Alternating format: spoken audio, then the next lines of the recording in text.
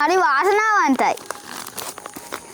Video දැම්මම තෑගි දෙනවා. මට මේකේ වෙලා තියෙන්නේ ජායලින් කුමාර මාමා. මාමා මට මේ ගහේ නම නම් කිව්වා. පොඩ්ඩක් එලින් කරලා ගන්න ඕනේ. මේ ගහට නටන්න පුළුවන්. මේ ගහ හිට වෙලා මේ ගහ දිහා බලන් හිටියාම මේ ගහ ඩාන්ස් කරනවලු. ඔයගොල්ලෝ දන්නවද මේ ගහේ නම මොකද්ද කියලා? මම දැන් මේක මේ පෝච්චියේ හිටවන්න හදන්නේ. ඒ වලක් වැඩිපුර යටට හාර ගන්නවා. ඉන්න චූපානුත් එනවා. ඔයගලන්ට ඇහෙනවද සද්ද? ඒ සද්දෙට බල්ලෝ ටිකක් තක් ගාලා එනවා. මොකද අපේ සීයා බනිසරම් බල්ලන්ට දෙනවනේ. මං අම්බයි අම්මට කිව්වා ප්ලාස්ටික් වලින් බෝට් ටික හදලා ගේන්න කියලා. මෙහෙම තෑගිය වෙන දැන්දලගේ මාමලගේ නම ලියලා මතක හිටින්න පෝච්චිය හයි කරන්න ඕනේ. එහෙමයි පැකට් එකෙන් ගලවන්නේ.